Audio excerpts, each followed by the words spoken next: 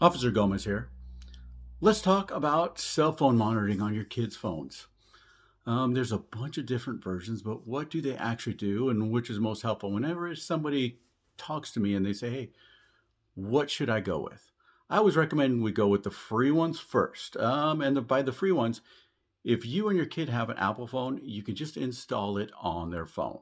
On Apple phone, you just go into settings, set parental modes. This is the kid's phone. You go into parenting one. This is the parent phone. And then you have all kinds of options. You can set sleep time. You can set applications. You can set websites. If you do a little research on it, you can find all kinds of things to set and watch with your Apple device and your kid having an Apple device. With Samsung phones, again, it's nice if you have the same phones, but not totally necessary. With Samsung phones, you download the free app called Family Link. So this the basically Samsung and Google make Family Link to help monitor your kids' phones. This is a great program. You can limit what kind of time frames kids can use applications for. You can limit sleep time. You can shut it off when they're at school. And shutting social media off at school is super important. Even if your school doesn't has, or even if your school has a no cell phone policy, it's good to shut social media off because kids are going to try and use that no matter what. There's always some kind of drama going on. So monitoring, you're going to be able to monitoring GPS locations on both of these free apps. You're going to be able to monitor who they're talking to. What you won't be able to monitor, you won't be able to see what they have going on Snapchat. You won't be able to see what they have going on Instagram. There's a lot of things you won't be able to see. For that, you're going to have to upgrade to some of the paid applications. Some of the paid applications are from $5 a month to $20 a month.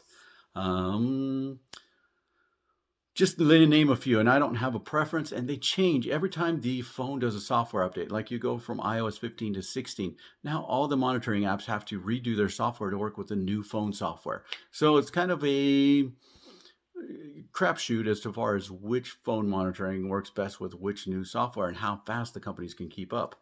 What you gain from some of the paid um, monitoring programs, yeah, Bark, Guardian, Disney Circle, Norton. There's all kinds that you have. With those, you gain a little bit more vision into what kind of pictures your kids are sending or receiving. Snapchat, you still don't get much on Snapchat. Instagram, you get a little bit more. Facebook, you get more. Some of the other apps, you get a little bit more. Again, those apps should keep your kids from installing an application unless you have authorized it ahead of time. With some of these companies, they also help you monitor. So I know that some parents have been contacted by, let's say, Bark, and they say, hey, look, we can see that your child is talking about suicide. Maybe you want to talk to them about it. We can see your child looks like they sent out nude photos, which is illegal in your state, in most states, in every state. It's illegal for your child to send out nude photos. We're letting you know so you can do something about it. We flagged it. This is what we have. We have it saved in case you need to criminally process. A lot of times they're super helpful about those things. They also educate you. They send you emails. They tell you, hey, look, these are the ways that you have to set this up to benefit you and your family the most. Um, let's see. Again, with monitoring apps, what you will see, the paid ones, you get a little more sense of security. They do a lot more updates, and you do get more information for sure. Start with the free ones because you have to, as a parent, you have to double check this. Kids can get around monitoring applications medium easy.